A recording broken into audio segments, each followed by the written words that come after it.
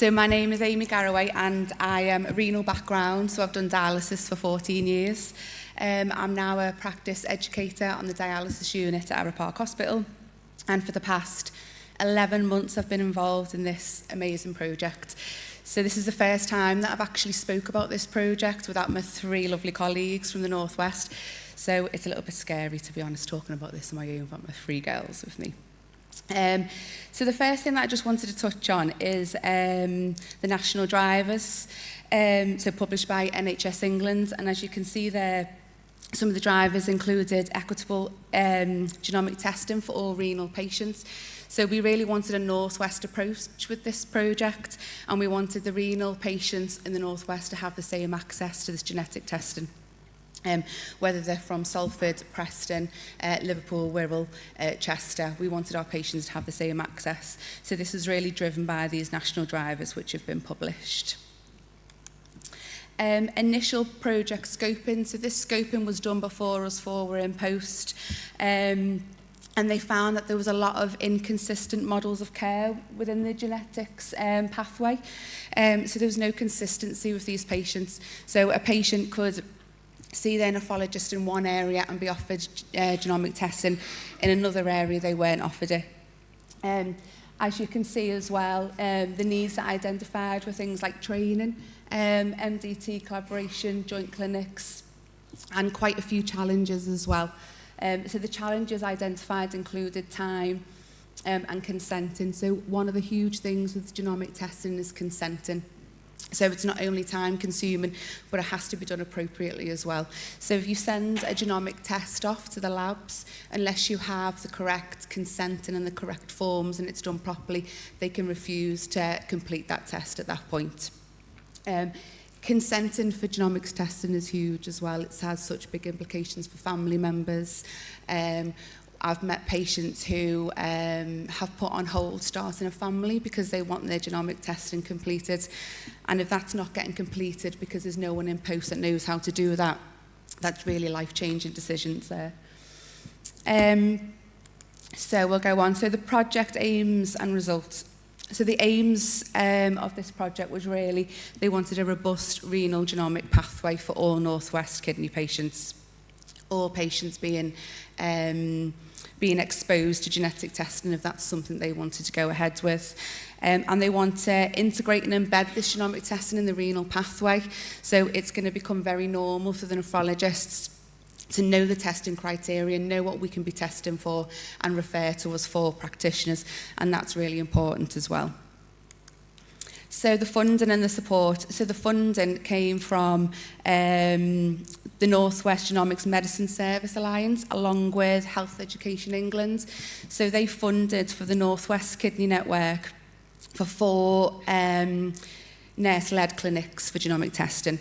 And they wanted 4 Northwest genomic practitioners. So we've got myself at Arrowe Park in Chester, and we've got Hayley in Preston.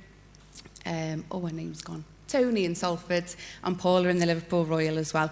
And they also funded for a Northwest Renal Genomic Coordinator. So they wanted her to coordinate a monthly MDT clinic. The support we had when we were in post from the Northwest Kidney Network was huge. It was so well done. So we had project support, peer and project support, and we had data support. So data analysts finding out the data that was available before we came in post and the data available now. So this is us 4. So we went to Northwest Kidney Network. We went to UK Kidney Week in Edinburgh. So the 4 of us had a poster there. And we were really raising our awareness for our amazing project. And then when we were appointed, then we had to get to work.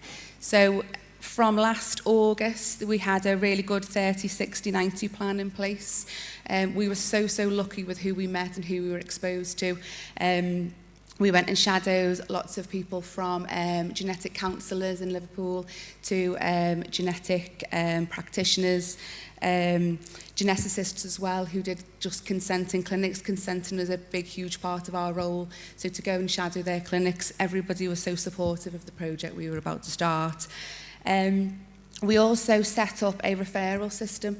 So we wanted a northwest approach so that the 4 practitioners were doing things exactly the same in all of the 4 trusts. So our nephrologists can refer patients into us. The pathway would be the same for all patients. We also had peer support meetings, were extremely important. The 4 of us were not from a genomic background, so having each other really through that journey in the beginning, it was a huge project to begin with, and we had a lot of education and training to really get stuck into as well. Trust awareness as well, so we attended our consultants meetings, really raising awareness. We wanted our consultants to be referring these patients into us. We also wanted to raise awareness of the actual testing criteria. We found that in the beginning, most of our consultants would just be referring patients, polycystic kidney disease patients to us, when actually the testing criteria included a lot more than that as well. This is definitely the best bit, is our data, which is just fantastic. So where you can see the red cross, so that was the start of the genomics project. So that was actually before the 4 practitioners were in post. So that was where lots of awareness was being raised in the Northwest, lots of training programs.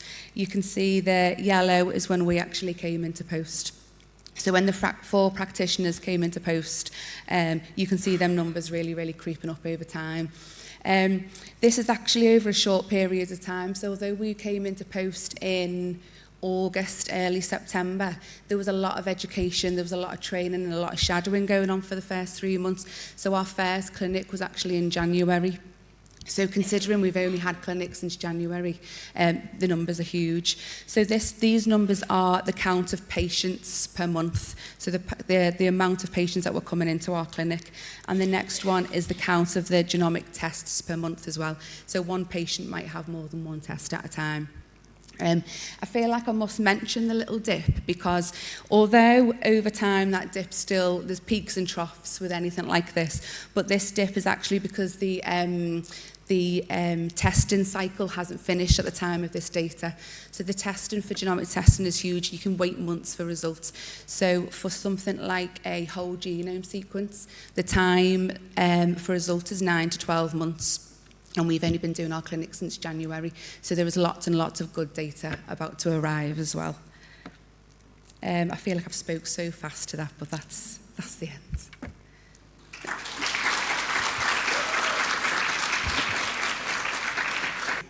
So I'll speak just for my trust, and I found that as the project went on, the support got a lot greater, which was brilliant. I've got 2 consultants who are very, very interested and who are very speaking up at all of our business meetings.